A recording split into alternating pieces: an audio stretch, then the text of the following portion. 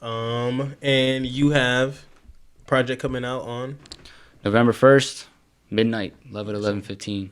yes, sir. And it's called Love at 11:15. Love. I thought you said it comes out at No, 11:15. midnight. At 11:15. It's called Love at 11:15. Okay. Does it come out at 11:15? No, but someone said that to me, and I should have done that shit. You but still can. You no, still it's too can. late. It's too late. Too late. Change It's already in the stores. Gotcha.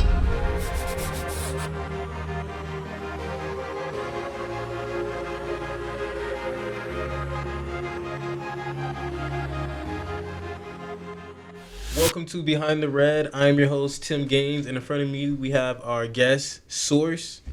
What's going on? Thank you for coming on the show. Thank you so much. Thanks for having me. Let's just dive right into it. So you're pretty much connected with a lot of people we also have had on the podcast, or you've actually helped make some of their music. Mm-hmm. So, but that's not all you do also. Mm-mm. So just tell us a little bit about yourself. So basically, I'm an engineer at Next Up Studios. I'm an artist myself.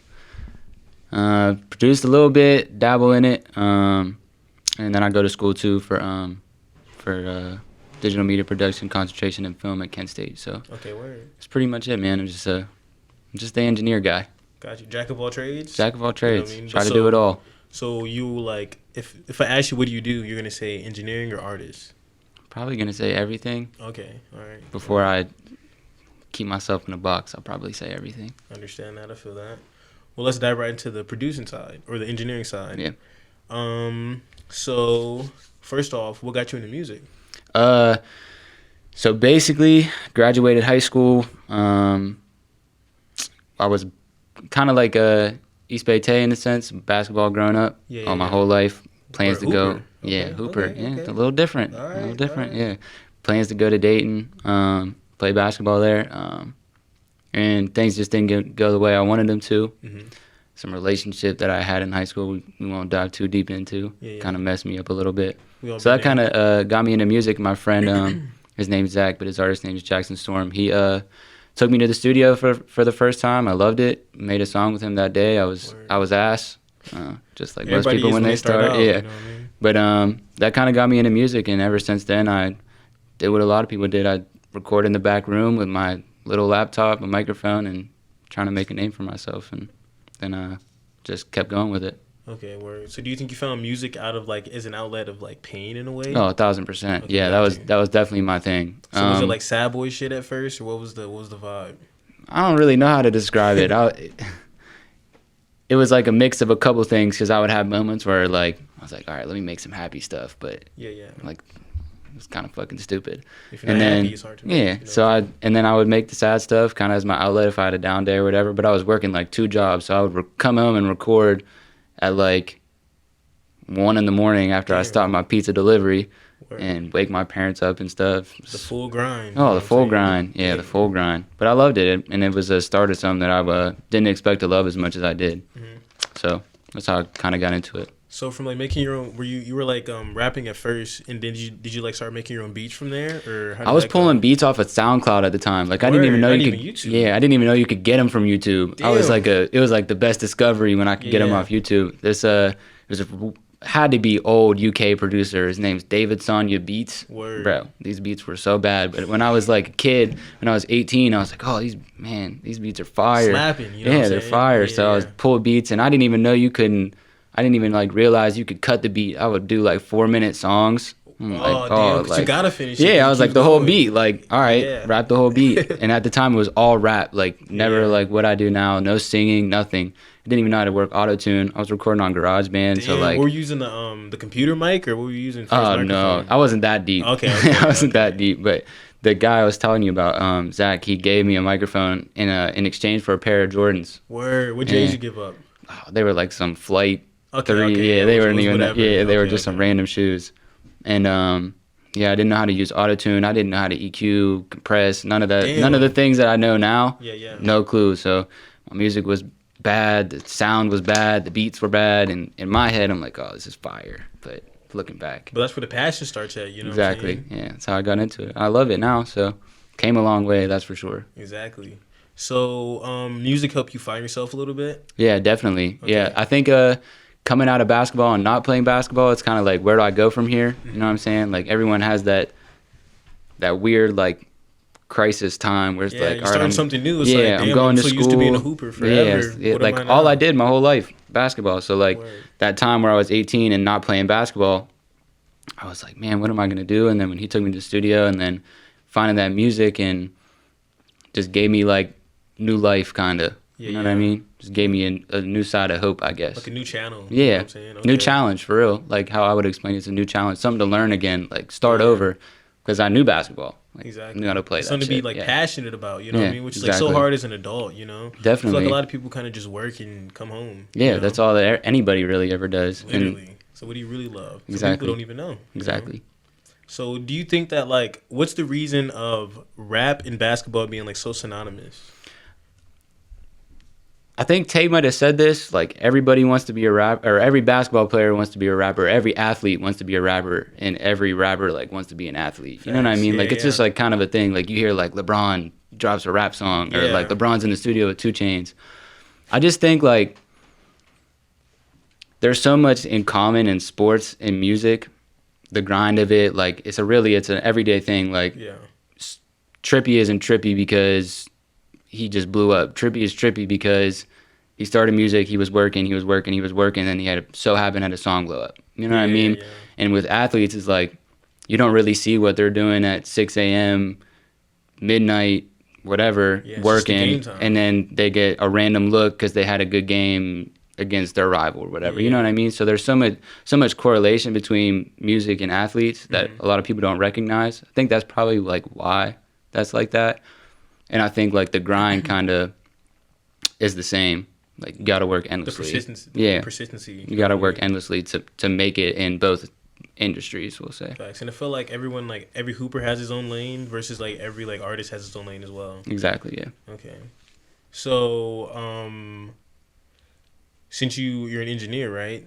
So you've had a couple big names. Not a couple big names. A few, you know, couple. Whatever, you know. Yeah. So what was it like? You said you work with Trippie, right? Yeah. Tell us about that. So like basically everyone except for Rio was through Suave. Okay, so big credits to Suave. Like let's start there. Let's start with Suave. Suave came to the studio actually with was D-Jack at the time, now B.B.Chanel. Yeah. I think it was through Kobe No Bryant. If you know who Kobe No Bryant is. I think D-Jack knew that Suave was in town or something, or back in Ohio, and wanted to get a feature from Suave. And he knew Kobe, and Kobe kind of like put them together. And then Tay already knew Suave. So he came to the studio to do the feature with D-Jack, B.B.Chanel.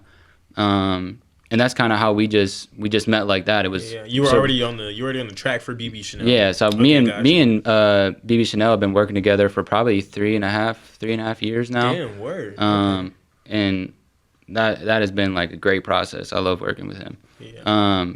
But he was getting that feature, and Suave likes to do features with the people in the studio or whatever, or just sell opens or something. But came to the studio, did the song. He fucked with how it sounded, I guess, like the vibe in the studio. So we were just talking after, and he was like, you know, like what's your hours? Like, you know, what time do you like to work? And I was like, shit, like this is a big question because I gotta say something. Like, I was like, man, we could go whenever. He was like, all right, 10 to 5 in the morning. I was like, shit. All right, cool. Word. So like that kind of started that, and we were going. While you're in school as well. Yeah, while I was in school and everything. So we're talking about overtime. Oh my god, I'm not lying, bro. Like 10 to 5 in the morning. Like for the first few months, he was there every single night, like every night, and then it only like got to more time. So like by the end of him being there, we were probably in there from 1 p.m. till like 9 in the morning every day. Damn. And I mean, like he's like. That's one thing about Suave I feel like people don't know is he really like goes like work like song after song after song. I was gonna say, how was a studio session with Suave? You know what I mean? Or like how does it go? Like a 8-hour session, 10 to 5? Is that 8 hours? Yeah. Okay, yeah. 7. My math's bad. Yeah, Somewhere 7. Yeah, I'm in school. I think it's 7. Yeah. But a session with Suave. Ooh, it depends. Okay. Who he's bringing there. Yeah. Because we know Thot Slayer. So you know how he acts in the studio. Self-explanatory. But depends. I mean, sometimes it could be work mode, all songs, no play, nothing. I mean, we always fuck with each other. It's just how it is. It's a studio vibe. But work after work. I mean, a lot of the times he wasn't really bringing anybody there. At first he was. I think he was just trying to get comfortable, feel it out, see how it would go.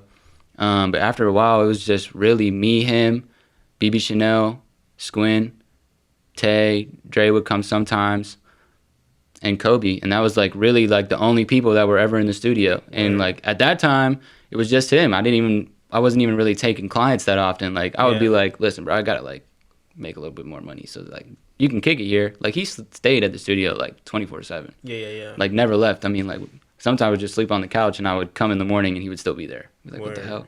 But yeah, I mean, I wasn't even taking clients. So I would just come in and it'd be like 1 p.m. You sleep for a couple hours. He'd be like, you ready? I'm like, yeah. Damn, just go to work. Game time. Yeah, like no break for real. But it was fun, man. I mean, I enjoyed every moment of it. It was a new experience, and it kind of like got me to where I'm at. Like, I wanted to get so much better at engineering when he was there because it was like my first big credit. Like, this could be a lot for me.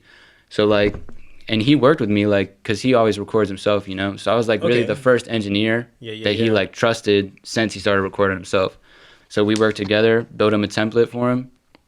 He took some stuff from mine, took some stuff from his own, and then created the Thot Slayer preset. That's what I call it. Thot Slayer preset. So you helped produce which project or which songs on which project? Thot Slayer 2, I did like 16 songs. He already had some songs made. And it's only like 23 songs. I think it's 25 for both of them, or 22 for the deluxe, and Gotcha. then 25 for the regular album. But and then on Thot Slayer 2, the deluxe, I think I did like 17 or 18 of the 22, so a lot of the songs we did. And then he dropped some like after or like before the albums dropped, like little singles and stuff. Like the first song he ever dropped with that I did was Zach and Cody.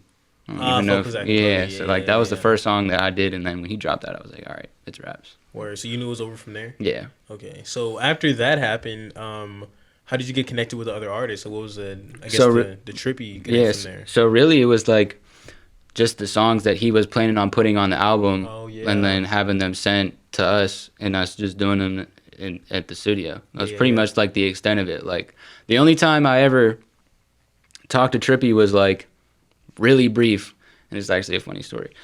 Suave called me, and he was like, "Hey, bro," he'd just gone back to LA, and he didn't have Logic because they built that new studio when they were still in LA in that house. He was like, "Hey, bro, like, I need Logic. Can you get it for me, whatever?" I was like, "Yeah, you can just download it from my Apple." So I'm like giving him my login, whatever. He's downloading it, and Trip comes down. He sees he's on the phone. He's like, "Who you talking to?" He's like, "My engineer in Ohio." He's like, "What's up, bro?" And that was pretty much the extent of me and Trippie talking. But still, it's like, damn, that's Trippie. You know what I mean? Yeah. And you got like credits on the song with him. You know exactly. I mean? So like, Trippie comes down, and he looks at me. He's like, "What are you doing?" He's like, "Oh, he's getting me Logic for free." And Trippie was like, "Turn up." He's like, "Bro, we're fucking rich. Like, we don't need that free shit." And like, I'm like, "Oh shit." Like, you know, Trippie had the red dreads at this time, so his hair's bouncing around and shit. He ain't got no shirt on. He's kind of a little chubby, so he's like bouncing around and shit. He's like, "We don't need that free shit. We're fucking rich, bro." And like, I'm just sitting on the phone, and then so I like turns around. He's like, "Who are you talking to?" So now I'm seeing like a full argument, but like fucking with each other. Yeah. So I'm like, "Oh shit." I like go on the phone, like, "You want me to hang up, bro?" He's like, "No, hold on. And Trip's like, "Fuck you," like, like, oh shit, all right. So Suave gets up, he's like, "Hold on, let me go bust his ass real quick," and then hangs up. It was like the extent of me talking to Trippie. So, hey, so he seems like a, I guess, vibrant person. You know what I mean? Yeah, he's different. Energy. You know, like the people who try to be like weird cool. Yeah. He's like actually weird cool. Gotcha. You know what I mean? Without trying. Yeah. You know what I mean? He's just like, yeah, he's just a cool dude. Okay. Word. So after the Trippie, I guess, credit, I'm sure like a lot of people been in your DMs. You know what I mean? Like the whole entire time Suave was in the studio with me. Like I was really trying not to. I didn't want to use him for clout, you know, like how people would do that. Like that wasn't my intent. Like I fuck with Suave. I would consider him like one of my brothers. You know what I mean? Just like everybody else. I didn't want to use him for clout. Like of course I'm gonna post pictures with you in the studio because we're in the studio together. Exactly. Like that's what I'm working. Yeah, we're working. So, but I mean, after some time, I mean, he would go live and put it right on my desk. So I'm like in the live. I don't really like being in his live because there's so many people on that bitch. Yeah. So I'm like, all right. So yeah, I mean, a bunch of people found out who I was. I got a ton of clients at that time. Okay. Especially when I started putting credits in my bio. That wasn't even like I didn't even think to do that. I think it was.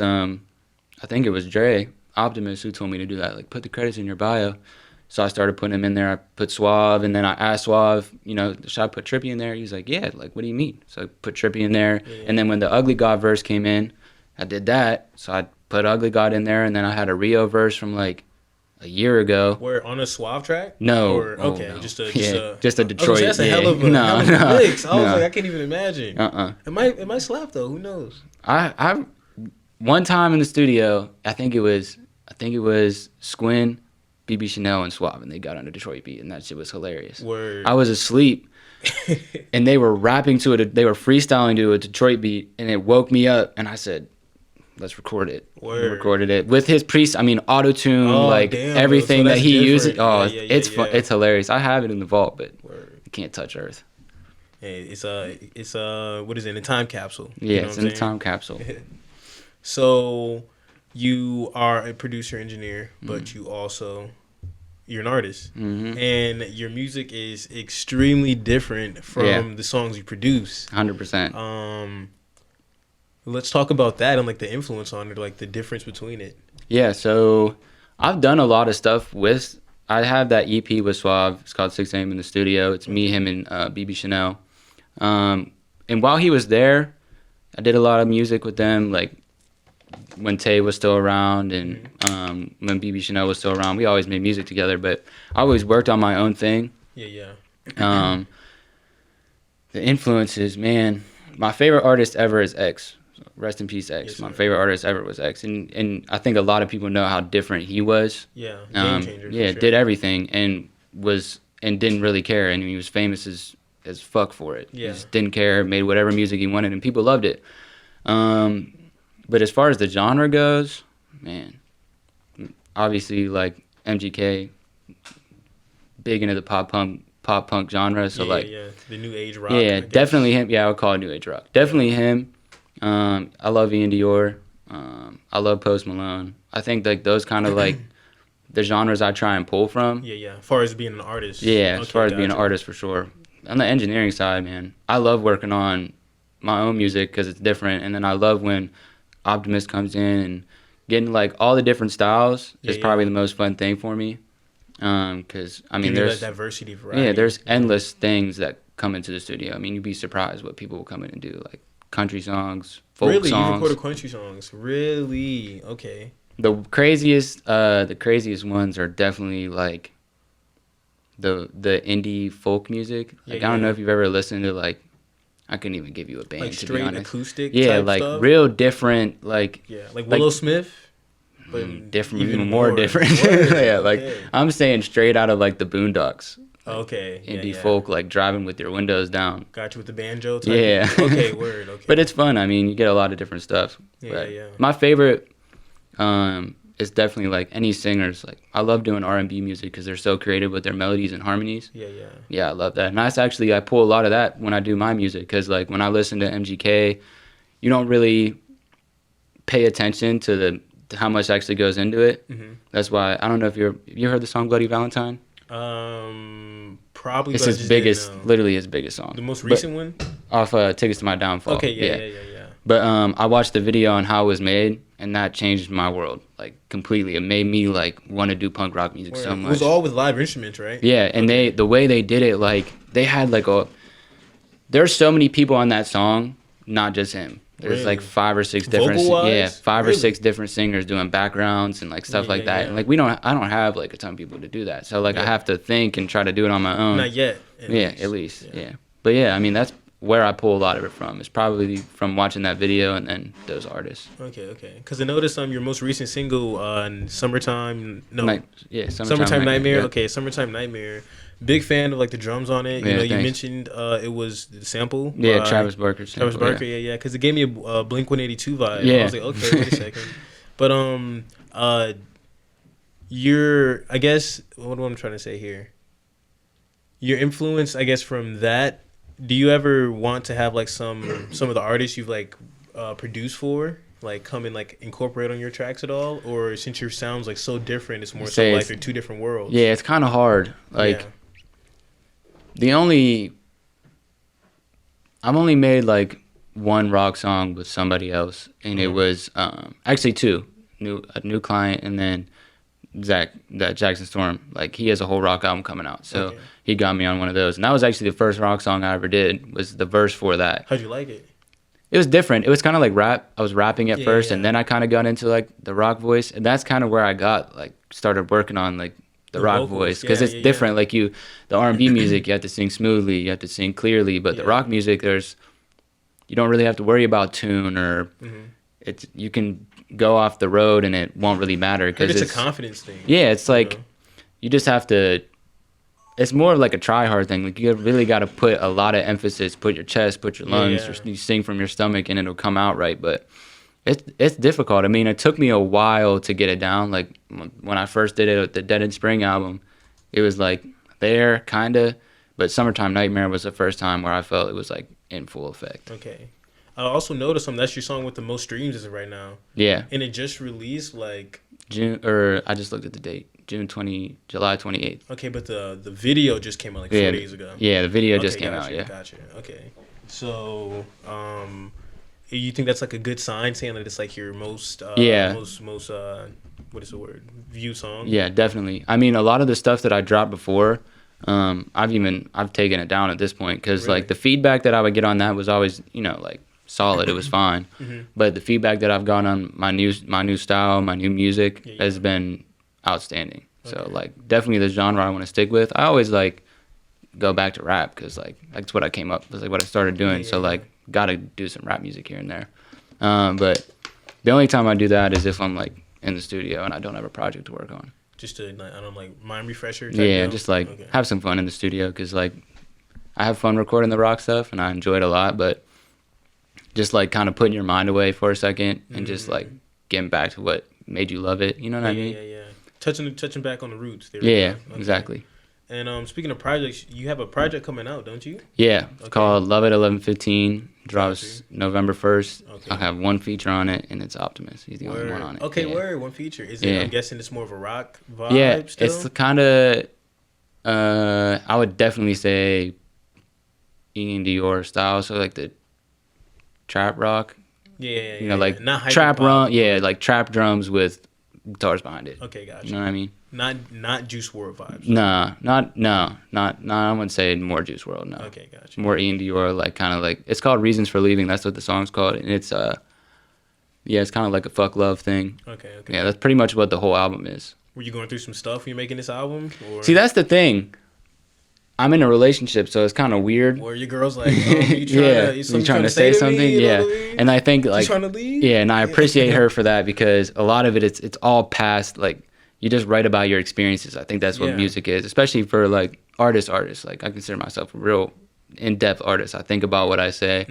Conceptual. Yeah, so like it's all past experiences, and I actually went through a slump, and I was like, man, I just don't know what to write about anymore. Like, so I stopped writing entirely.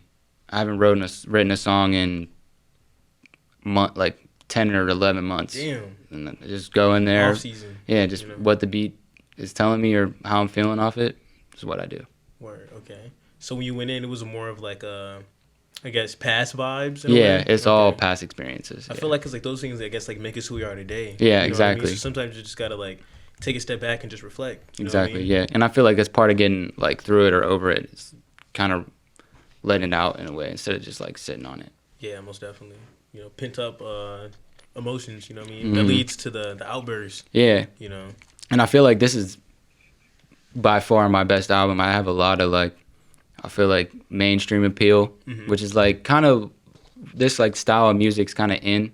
You know what I mean? It's kind of in right now, in like my area or my genre. So like, I feel like it's more mainstream. I really don't even have. I think I have like 2 explicit songs on there. Really? So like all radio friendly. Yeah. More which marketable. Completely accidental. I'm like putting the songs on DistroKid, and I'm like listening them back to make sure, because you have to check if it's explicit. And I'm like, what the hell? Like, damn, I was really just in my feelings. Yeah, like because the last album, every single one of them bitches is explicit. Word, so I'm like, word. shit. So I'm like going through the songs. I'm like, man, the first one was explicit, second one was, and then clean the rest were clean. He's for the kids. For the kids. He's good. Yes, sir. There it goes. You're a film major also. Yeah. So the visuals for this next project. Any ideas? Yeah, I have a few. The first one already came out. It had that like 90s vibe to it. Yeah, so like basically I bought a 1998 Sony VHS camera for that video specifically. And in the process of coming up with the idea for the video, I was like, man, I feel like it would be really cool to just have every video be in this vintage style. Like, I don't even know why. I just like feel like it'd be cool. Like, it kind of gives you old school vibes, and I think it would just be something different that people don't really do. Like, they'll, you know, like videographers will throw it in there. They'll put the overlay on it, green, you know, ultra key it out, whatever. And it looks cool, but I wanted like the full effect. I wanted full vintage. And I actually sent it to my brother when the video was done, before I dropped it. I was like, let me know what you think. He was like, man, this quality's shit. I was like, it's a VHS camera, bro. Like, it's supposed to look like that. He was like, I can't even see you. He's like, you shot with a damn I was like, Polaroid? yeah. I was like, I'll fix it. So I, you know, went and fixed some of the brightness and, you know, try to fix some of the settings. I actually edited that video. Okay, word. Had my friend shoot it and shot it at Shangri-La Studios in Akron. So okay, because I noticed it was in like some like it looked like warehouse vibe, but like the jacket. Yeah, it's a really cool. It's a cool ass place. The owner, her name's Grace. She's a tenant there, so basically it's just this big ass warehouse where she has like one room where there's like stuff in there and you can do events in there, and then the rest of it's just open and you can kind of just set up your little video. Like one-stop shop. Yeah, it's perfect. Word. Yeah, and actually that's where I'm throwing my listening party. Okay, when is it? October 23rd. Gotcha. Yeah. We gonna see a post about it? Yeah. Okay, bet. Stay tuned, everybody. You know. So let's dive a little bit into the sound of like the current like rap right now. Yeah. So since you're obviously the engineer, you kind of know what it is. Yeah. And it's like hyperpop's like the new thing. But I've been hearing from like an inside source that like it's about to die out. Do you agree? Yeah, I do. Okay. I think like you know, I hate to say it, but like I feel like Trippie dropping that album was like the stamp. Yeah, it's like it peaked. Yeah, that album is just like it's good as fuck. So like anybody that drops after that, it's not gonna be up to par like that. No, I don't want to say that because I don't know, but I'm getting a lot of the songs from Suave and stuff, and like Sexually Active, but I don't even know if that's what he's gonna end up dropping because like he's just so. Has he not dropped random. Sexually Active? No, like I'm saying the album. I was gonna say I'm saying the album because I know. Like, Sexually Active was the single for the album. It's called Sexually Active. Okay, there we go. But I don't even know if like that's what he's gonna end up doing, because there was a time when Thot Slayer 2 was like 3 years in the making. You know what I mean? So like I don't even know if that's what he's gonna end up doing. But yeah, I mean the hyperpop, I feel like it would always be around, but I feel like it kind of ends with Trip.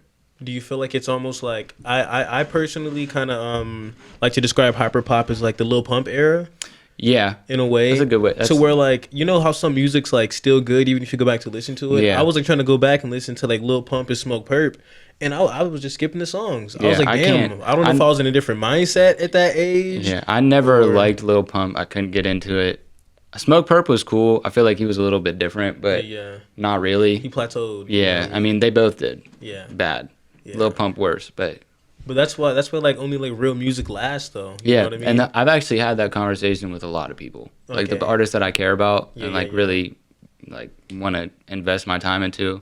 Like I've even talked about that with Suave. Like we've had this conversation, sat on the phone for 3 hours about it, and like had the conversation with Optimus. I've had the conversation with Tae, and I think the thing is like you have to get on first before you can make that real music that lasts. You know what I mean? Like some people just come out and do it. Like to me, Look at Me is not a long lasting song. Like it still hits, but it's facts. It's not gonna hit with everybody forever. Facts. You know what I mean? But I feel like when he got into like 17 and Question Mark and like his real music and really showed like every side of him, I feel like that's when things started to change for him. You know what I mean? And I feel like Trippie was another one who like came up. And if you heard Trippie's like old music, like when he was rapping, like that's not what he came up on. You know what I mean? Hip to his like very first like stuff. old. But like Love Scars is a long lasting song that, and I feel like it goes further than just the rap. It's the emotion, it's the feeling, it's the sound of his voice. You know what I mean? He's completely different than what we really ever heard. Exactly. You know what I mean? He's completely different. And I've had that conversation with Tae, and I feel like I always tell them, like, get on. Like, do what you have to do to get on. Mm-hmm. If this is the music that's going to get you on, get on. Because once you're on, when you switch your style, you're still going to have listeners, you're still going to have plays, you're still going to have views, because people actually give a shit about you now. Exactly. So that's like kind of like, I think the thing in the music industry is if you can get on and you do it right and you play your cards, you're going to stay on. Because you got like a small window. Yeah. You know what I mean? It's like, all right, jump through while you can. Yeah, which is like why I'm, you know, proud of B.B.Chanel and Tae for taking that jump and making the leap to really try and do it. Like Tae not going to Move school. out west, Yeah, like you know move what I'm out saying? west, like really no plan in mind, just go out, Just meet do it. people and try to do the music thing. And I think that's great. I'm really proud of them for that. Yeah. And what, 18 years old, you know what I'm Yeah. saying? Fresh out of high school, Exactly. bro. I would have I was never stressing done about what dorm I should move into. You exactly. know what I'm saying? I applied for every single one. Man. So where do you think the sound of rap is going from here?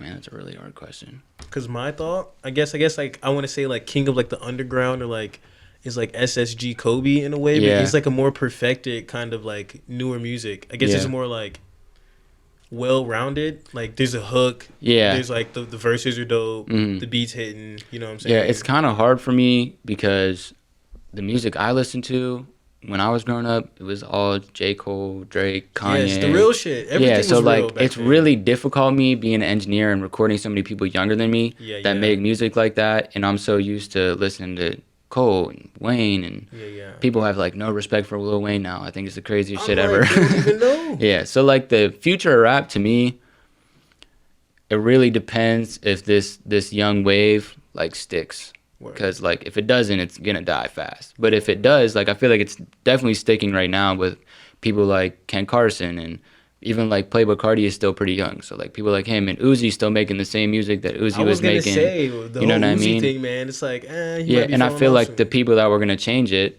Juice WRLD, X, Mac Miller, so arty, yeah, man. you know what I mean. It's so it's hard to say like the people I feel like could have really changed the game.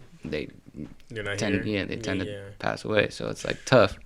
But like I don't know, it depends. If this thing can stick, this type of genre or whatever you want to call it, if it sticks, which we'll see. But I mean, I feel like it's doing well right now. I mean, Playboi Carti has done it since Die Lit. You know what I mean? Yeah.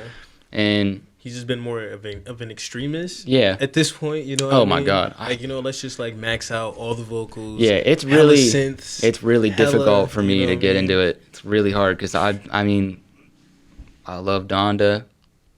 I love Donda. What you think?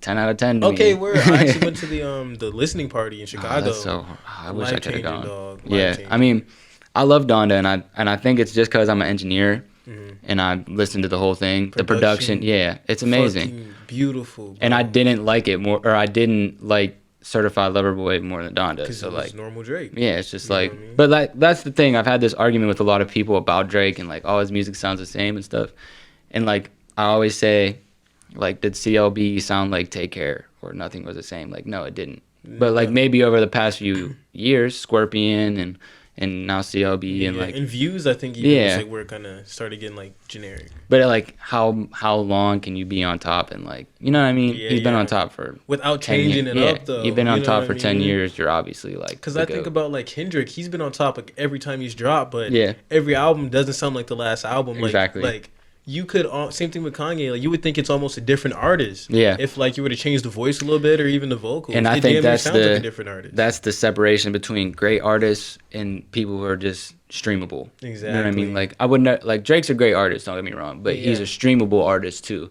Kanye is a fantastic artist who isn't as streamable because not everybody can get into it. Yeah. And it's the same thing with Kendrick. It's the same thing with J. Cole really because J. Cole was probably number 3 or number 2 greatest rapper of our generation. Kendrick's one, Drake's in there. I mean, there's so many people you could put in there. Yeah. But, and I think that's another thing about Kendrick is like people love him because he really is like the ultimate rapper.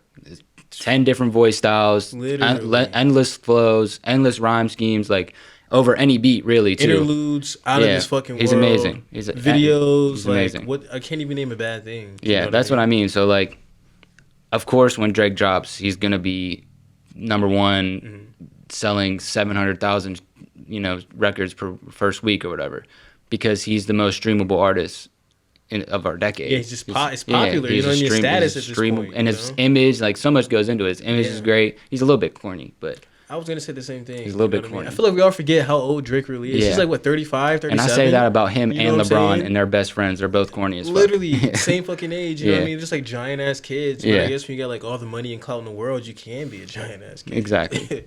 But yeah, I mean, it's just the difference between streamable artists and great artists. Like, of course, great artists aren't going to get streamed that much. Like, even X was great artist, didn't get streamed as much as he should have because he fucking, until he passed. Because he was different. And people don't look for different. They look for what's popping. Literally. And it's also like the whole, like, he, like, hit a pregnant woman or whatever thing. Yeah, like, they were trying to cancel him or whatever. We're going to say allegedly hit a pregnant woman. Allegedly. Yeah, let's not put that on X. We don't know about that. But from like the greats, I guess, or like the people that you kind of see constantly like evolving and adapting, do you try to take any of like those, I guess, skills and like apply it to yourself? Or your I definitely try to. I think like I pick up on little things. I mainly pay attention to like the effects and stuff as far as engineering goes. Okay. Because I think about why did Travis Scott's ad-libs sound like that, or how did they pitch Cardi's voice like that? How do they distort Kanye's voice to sound still so clear, but you can tell it's distorted? Muffled. Yeah, man. Like, those, so like over the phone call. Exactly. So like, I try to take things like that as far as the engineering side, and as an artist, I just try to like, can I be up to par with the creativeness that they have? Yeah. Because like, I feel like I don't want to be just some normal, like as far as artistry, I don't want to be like a normal artist. Like I don't want to make what's popular and make a song and hope it blows up. Like I make music because it helps my life and I love it, and like I don't like make music for streams and shit like that. I don't make it for money. Engineering, that's my living. That's how I make my living. So I always pay attention to shit like that more than I even do the artistry. Like I can't even tell you the last time I was really able to sit down and listen to a full album and just enjoy it. Really? Because I'm always trying to pick something. Yeah, I'm always picking something up. And I even said stuff about Kanye's album, and I love it. But like, I can tell that shit's unfinished. Like, you know what I mean? I was gonna say the same thing though. Like it's just things like he had to put it out, and I'm like, because it's just not even in order. If that makes sense. You know what I mean? I get it. Out of every album, ever Kanye album, it's just like there's like no structure in a way. Yeah, and I think that's what makes him so different. And there's even like the evolution of like who he is as a person, like with being the full worshiper of Jesus that he is now. Yeah. Like if you look back at all his albums, you can see the progression, especially when like Yeezus and My Beautiful Dark Twisted Fantasy started, and it started like the rise to what the hell is that? Follow God, or what was the album before this? Jesus is God. Jesus is King. Yeah. So like you see that upbringing from who he was to now. You know what I mean? Yeah. So I think like things like that are really cool to me. Like seeing an artist progress and grow too through their music is probably one of the coolest things, and I feel like that's something that I want to have in my music. So where do you see yourself progressing to? Because right now you're kind of in the, I guess, like rock stage. I don't know what you want to call it. What you want to like, if you even want to label yourself. I just call it alternative because I feel like for rock music, alternative is like hip hop's pop music. You know what I mean? It kind of encompasses everything. But I would say alternative. I don't really know. I mean, the feedback that I get on this is great. I feel like this is the best I've ever felt making music and putting things out. The most confident I've felt in it. Really, I just want to kind of like keep doing this and hopefully change some people's perspectives and views and lives along the way, I guess. Or just inspire. Yeah, I mean, that's kind of like, I feel like that's kind of corny, but like, is it though? Because like, if you can change someone's life along the way with something that you put out, like, that's like the end goal. I hear, but they say you're supposed to like do things that are bigger than yourself. Exactly. You know what I mean? So it gives you more of a purpose. Yeah. You know, because like if you're only doing it for yourself, you can just give up anytime. Yeah. You know, but like when you feel like you got a whole audience depending on you, like, yo, we need this next track. Yeah. When to come in, this and that, it's like, oh shit, I gotta. And that's something that I've been getting a lot more. It's like, when are you dropping next? Like, when's your next album? And that didn't happen before. Like it happens with this new style. So I feel like that's another thing that like points me in a direction. Like, okay, this is what I should be doing. Word. So with the you said you only have one feature on the new album, right? Yeah. And it's Optimus, right? You also engineer for him as well, correct? Yeah. Okay. Do you guys have any more songs in the vault? Oh my God. Man, we got hella. I'm saying, me personally, I have like 2,000 songs. Damn. I've been doing music for like 4 or 5 years now. Yeah. But me and Optimus, we probably have, I would say like around 70, 80, probably in that ballpark. Yeah. I feel like I'm stretching a little bit, but I can't really think off the top of my head. But we have a lot, yeah. And he has one on his next project with me and him. It's called Freaks Come Out at Night, and it's different. Yeah, it's different. It's different style, especially for him. Different style, because he works with Tay a lot, and a lot of his solo music is kind of like the genre we were talking about, the hyperpop or like the SSG Kobe, the Ken Carson, like that kind of style. Exactly. But this is different, and it really expresses his talent. Like, because Dre is a lot more talented. I feel like people really know, like, dude can sing. Tay was saying the same thing. He can sing his ass off, and like that's really why I wanted to get him on mine, because that's really all my stuff. It's all singing, but he can sing. The vocals, the DJ Khaled thing is like the vocals are in. Yes, that's him. That was me when he was recording that verse. Yeah, that was me. Vocals are in. All right, bet. So how long have you been making music exactly? You said since 2017, so 4 years, 4.5 years ish. Okay, gotcha. Engineering the same amount of time, because I always recorded myself. Gotcha. So what was the first album you brought? I feel like that's a very important question. I remember the very first album I ever bought. Do you remember? The first album I ever bought? First album. I remember the first album that was given to me. First album that was given to you. Okay, it was Carter 2, Lil Wayne. Oh, damn. Yeah, and then since then, I think my mom didn't realize. Did you ask for it? No. Oh, I just think she kind of like saw like, it's the number one album in the world. Yeah. Nice and friendly. Yeah. Okay. But I don't think she realized. Actually, no, it wasn't. It was DJ Jazzy Jeff and Will Smith. The Fresh Prince album. It was the Summertime with the song Summertime and Nights in Miami and like all those songs. Yeah. That was the first album I ever got, and I love that album to this day. I actually still have it. I keep it in my car. Word. But since then, she got me like a Pro Jam record. I don't know if you know Pro Jam. They're like a grunge band from the 90s. Okay. Because that's their favorite band. So she was trying to get me into that. And I was like, Mom, I like rap. So she started giving me the rap. So like, yeah, the next one was definitely, it was either Eminem's LP, the Slim Shady LP, or... That's dark. Or Carter, yeah. That's very dark. Yeah. Or Carter 2. Okay. One of those, but I mean, to this day, those are like some of my favorite records for sure. Love those albums. My first album was Usher's Confession. I was like second grade, and I don't know why, but what song was on the radio at the time? I think it was My Boo. Yeah. Remember that song? And I was like, I need the album. I had like maybe $15 to my name. I'm like 6 years old. So the albums were probably like $10.99 then? $10.99 back then. Literally, I remember it. Got like $4 and change left, and I popped it in the PS2. Oh damn, you were deep in. PS2, bro. Never forget, bro. I used to have one of those MP3s that you could record on. Yeah. So I would go on YouTube and record on the MP3, and pull the beat. And then like literally the song like I was bootlegging stuff. Oh shit, yeah. And then take it and listen to it like to your all own tracks. day. Yeah. Oh my god, it was hilarious. Love doing that. So have you tried to sample any of like your early on first music, like just like dive back into childhood? No. I feel like a lot of people. I've listened to it and I've like thought about things. Sampling it? No. Okay. You'd be surprised. Like the old music that I listened to. Yeah, like sampling. Oh, I thought you meant my music. No, my bad. Like, I meant sampling like old Will Smith. Yeah. Oh my god. Yeah. I sampled. This was a rap song. It was. I sampled. Who Shot Ya? Biggie. Yeah, I did that. The piano's on that beat's crazy. It's amazing. I've done a lot of.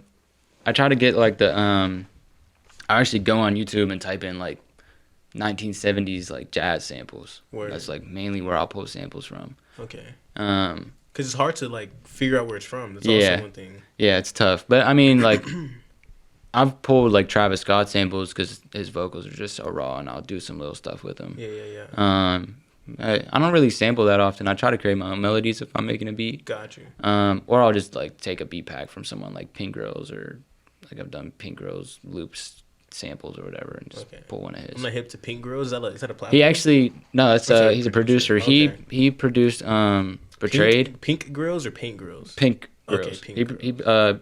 He produced Betrayed. Trippie Redd and Drake. Okay. Oh shit. And actually he's done a lot of Tay and Dre stuff. Word. Yeah. Word. Like really? a lot. Yeah. Okay. So do you still produce for Dre? I'm sorry, Tay.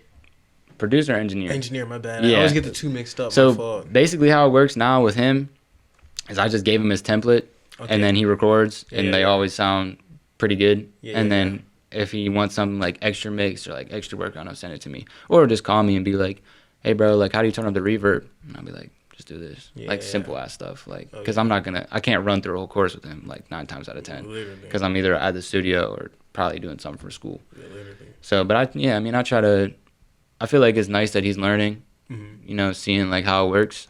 But I pretty much just taught him, like, the basics before he left. BPM, key, whatever, Yeah, yeah. find all that stuff. And then if he needs an extra mix, he'll just send it back to me, the project. And I don't even work on Logic anymore. Okay. I work strictly through Pro Tools. So when he sends me stuff, just load it up into Pro Tools and mix it. So do you feel like it's extremely important for artists to kind of like, I don't want to say like almost know how to engineer almost. Like if an artist can engineer, they can pretty much figure out whatever you want to sound like. Yeah, right? I feel like sometimes I like clients, like as far as my job, like I like when clients know what they're talking about. Yeah. But really they like, most of them don't. So when a person that comes in and they really understand it, and I like that because like they'll say something to me that's not gibberish. Like some people be like, make me sound like I'm in a cave. I'll be like, what the fuck does that mean? Yo, no cap. So I'll like change like one thing and they'll be like, that's perfect. I'm like, all right, bet. But really I didn't change shit. Yeah. But like, yeah, I mean, I like it. It's cool. I think the more you know in your field, the better you're gonna be off. So like, if Tay, which he does a lot is for himself, markets himself, promotes himself, engineers himself, kind of now. I feel like that's all good things as an artist to know, because like then you can really do it yourself. You can be a fully independent artist person. Yeah, you know what I mean. So, but like, that's not for everybody. I feel like it depends on how much you're actually willing to work and put into it. Some people need a team because self-discipline's like a real thing. So, I mean, I feel like you can't do it without a team. So, like, that's why I like that he'll call me and be like, how do you do this? How do you do that? Like, he's still trying to learn, and he's still calling me and ask me questions. And I feel like we have a bond that is like brotherhood now. So, yeah. So, I mean, I think if you know how to engineer as an artist, definitely stick with it. Like, it's a good skill to have, especially because you always can get what you want. Like every time. Literally, you just got to know what to ask for. Yeah, you know, so you can always get what you want. So, yeah, it's definitely a good thing to know. Okay. You said you're also currently in school, right? Yeah. What are you majoring in? Digital media production with a concentration in film. Gotcha. And do you want to do anything specific with that, or is like music the main focus? The only thing I would do in my major is sound for film. Like I would only want to work on music or mixing a full film or something like that. Because at least I'm sticking to like the things I know the most about. Have you heard of like the sound effect engineers for film? Yeah. How like I just did this. The weirdest things. I it's called Foley. Yeah, it's called Foley. They get like whatever and make thunder. And, or like when like people are punching, they actually use like meat. Yeah, I didn't it's understand crazy. That. I was like, damn. Now I'm thinking about it. It's crazy. Does sound like it. And we watch a lot of stuff. We actually have a Foley room in Kent State that has like all kinds of stuff that you can use to make sound effects. And we're working on this class I'm in where we like do a full sound design for like short films. Okay. And we just did one, and I was the music editor for that. So like that was cool. Like I'm like still in my field and like working on the school thing. I'm sure it's so, probably like, easy at this point. Cause it's like second nature. You know what I mean? Is it even homework? No. And like they teach like I've known everything about Premiere. Like specifically for film, like I've known everything about Premiere. So like they teach me something, like I already know how to do this. So I like finish the assignment real quick. But all they use for film, like the standard is Pro Tools. So like for film? Yeah, it's crazy. That's different. But I know everything about Pro Tools. So you sit me down in front of a computer and say, hey, split this, fade this, do this. I will do it in like 5 seconds. Damn. So it's like really easy work. Yeah. But I mean, that's the only thing I would do in my major, for sure. Okay. It's crazy because I feel like a lot of people go to school kind of unfocused, but you kind of knew what you wanted. Kind of. I came in freshman year, PT, physical therapy. That's like what I wanted to do because I got hurt a lot as a kid. Broke both my arms, tore my ACL. I've done it all. Damn. Okay. So like, I was like, okay, PT's like really helped me. You know, I grew like through PT and whatever. So I was like, I want to change people's lives like that. So I'm go PT. Got there, fucking hated it. Couldn't pass chemistry. I was like, this is fucking stupid. Hard as fuck, so bro, fuck this. literally. So changed my major, complete opposite spectrum. I was like, this is gonna be easy. I can do this. I like this. Yeah. And then just started getting like real deep in with the music at that point, and just kind of look like kind of like don't like school anymore. Yeah. Because it's like Yeah. I'm not learning anything. Yeah, you kind But of past it at this point. You know I'm what I too mean? deep in to not finish. All this money in here. Yeah. May as well fucking, you know what I mean? So, When do you finish? I have one class in the spring. Oh shit! So you're what? You're literally done in 6 months. 6 months. Yeah. Okay, damn. Okay. So, Any fine. plan? What are the plans after? It's up in the air. I gotta pick up the pieces of some stuff, and gotta think about, I got a girlfriend, so I gotta think about her. She has things she wants to do, but Yeah. I don't know. I mean, she's like a big into travel and shit. So like, if she loves to go to places and go, and she says a couple of times here and there, like, "Do you want to move to LA?" And I'm like, "Yeah, let's go to LA." She'll be like, "Okay, we can move to LA," and I'm like, "All right, cool." And then we'll talk about it like a couple months later. Like, "Can we move to LA?" Like, "Yeah." I'm like, "All right, bet." So that's the plan, I think, but gotta talk to the LA is wife the about place it. to be, especially if like in this industry. Obviously, we all know that. You know what I'm Yeah, saying? definitely. I mean, like, even think about Tay right now and B.B.Chanel. They get a hella plays and they meet a ton of people. And like, Literally, the LA is, it's the scene itself. yeah, you're you know what always I mean? meeting new people no matter where Concerts every week, Yeah. bro. Networking every week. Could be at fucking Starbucks talking to you go. Yeah, it's amazing. who so and so's manager. You know Yeah, what I'm it's saying? amazing. LA is like, and I always felt like it would be like New York in the sense like you don't really hear about New York anymore. Like, it's kind of died down. It's weird though. Yeah, it's kind of died down, and I always felt like LA was gonna be like that. But I feel like that's like the dream. Like, people come here to go to LA. Yeah. And it used to be New York City. People would come here to go to New York City to do Broadway or whatever it was back in the day. But now it's like, man, I'm going to go to LA. I'm going to write a script. I'm going to make music, this and that. And then they go to LA. Not end up on Skid Row. Yeah, exactly. But yeah, I mean, I hope we find our way there. I mean, if not, I have, like I was telling them earlier, I have like 200 clients here. So like in Ohio, I'm successful no matter what.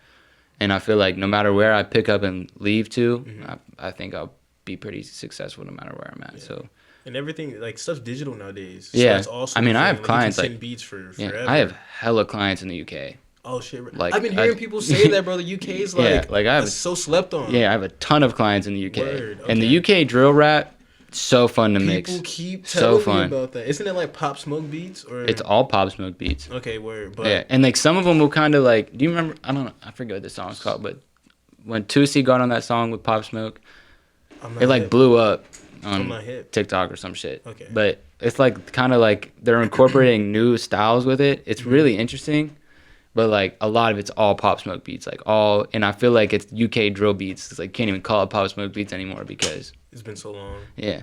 Yeah. But like it's UK drill, and like I'll tell you what, they're good. Word. They're good as fuck. They can make good music. That's different. It's different. So like, is it like the equivalent to kind of like Ohio's hyperpop rap to UK's? Yeah, I mean, pretty much all you hear from there is UK drill. Word. Like, it's all drill music. Like, literally. Like, and they're crazy over there. Like, I've they're heard not a the lot of type to stories, be though. like guns. It's like knives. Knife. So you know how crazy you gotta be to They'll want to be like, stab somebody. they'll like come and be like, I'll knife you, and you're like, shit. Word. Yeah. So what's the content like on their songs? Is it more so like fucking bitches, money, No. and like drugs? No, it's Or, like gang stuff. really, Yeah, really. yeah, it's gang stuff. Like Damn. 100%. But it's Damn. all knives. Like, no gun. They don't talk about guns. Yeah, like yeah. they talk about machetes and Word. like axes and I've knives. heard, bro. Yeah, Yeah, yeah. like it's Or, not like what damn. you think. Like Pop Smoke was money, guns, bitches, in that sort of sense. Yeah, yeah. Like that world. Well, the UK is like knives. I'll steal shit from you and knives. Like that's really Word. all it is. Like, Word. but it's fire. Like you can't get it. Like the way they Yeah, sound yeah. and like everything, it's fire. Damn. So what was I gonna say? As far as UK rappers, do you notice them trying to like feature with American artists ever? Some of them do. But it's kind of hard not to really. find you one on your beat Yeah, 'cause it's a not, whole different. yeah, it's like a different world. Like the Yeah. only person I can think of is Gigs. Mhm. Like he was on that song with Drake, that KMT song. Yeah. Like he's really the only one I can think of that really explores into the rest of the world. Mhm. But not really. Okay. Not that I mixed, at least. Not that I've worked on. Do you have any Do you have any personal art songs like by you that you like made drill rap to? Yeah, Word. one time as The a joke. accent, is the accent on it too? No, Okay, no. no, he got I the just like accent. really deepened my voice. I was like, I'm just gonna fuck around. I've done a lot of like random shit. Like I've done Detroit music for no reason, Word. and it's kind of funny. It slaps sometimes. Sometimes that's the one that pops though. You know Yeah, what I mean it's You'd be just fun. Like, surprised. and You that's the never thing. know. I mean, like the studio is just supposed to be fun Yeah. to me.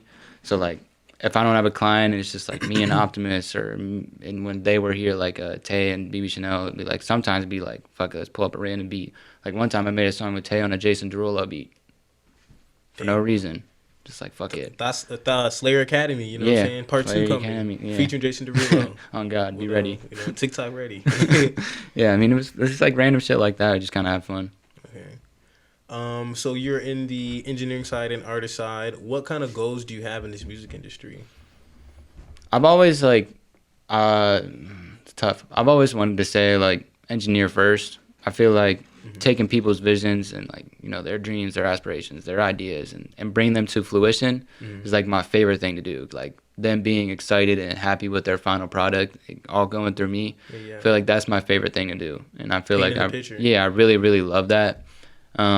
But like, I feel like every artist wants to make it as an artist. You know what I mean? So it kind of goes both ways for me. And it's really tough to say. Like a lot of people will ask me, do you want to be an engineer or do you want to be an artist? And I feel like I always say engineer because like just that feeling of I just brought their dream to light. Yeah. Just like, can't beat it. You know what I mean? It feels so good to know that like they're happy with what they had in their head. It's like a different vibe. Yeah. It feels really good to, you know, have like a client that's like, I'm so excited to drop this. Like you just made this fire or whatever. Yeah, it's like the collab's like telepathic. Almost, yeah, it feels really good to have that experience. So I think long term, I would love to be an engineer for sure. Like especially if I can just keep working and keep getting those new credits and working with big artists and really kind of locking in with a few of them and like being main engineers for people. Like that shit is like the dream right there for me. Persistency is the key. Yeah, you know so I'm just gonna keep going and like just trying to keep building my credit and.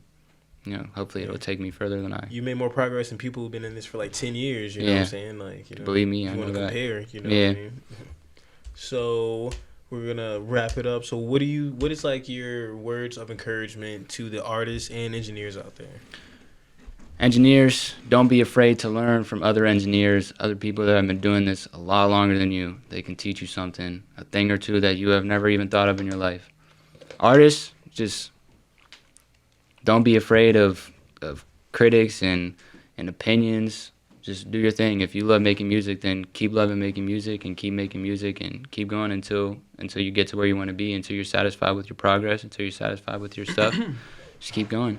I don't think anybody can be stopped for real when they have a dream and they want to go get it. So that would be my thing. Yeah. Yes, sir. And you have a project coming out on November 1st. Midnight, Love at 11:15. Yes, sir. And it's called Love at 11:15. Love. I thought you said it comes out at 11:15. Midnight. At 11:15. It's called Love at 11:15. Okay. Does it come out at 11:15? No, but someone said that to me, and I should have done that shit. You still can. No, it's too late. It's too late. Too late. It's already in the stores. God it's too damn late. it. Hey. It is what it is. It's still gonna go platinum either way. You know what I'm saying? That's the dream. So your tag on IG is @_Sxurce on IG, and the same on Twitter. How do you spell it? Sxurce. Got you. And YouTube? Shit.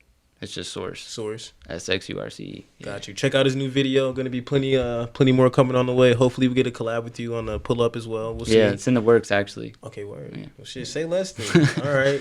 Appreciate it. Any words to the fans out here? You need a session, tap in. 50 an hour. Yeah, yes sir. Yes sir. Thank you for being on the show, thanks man. for having me, man. Yes sir. Appreciate you.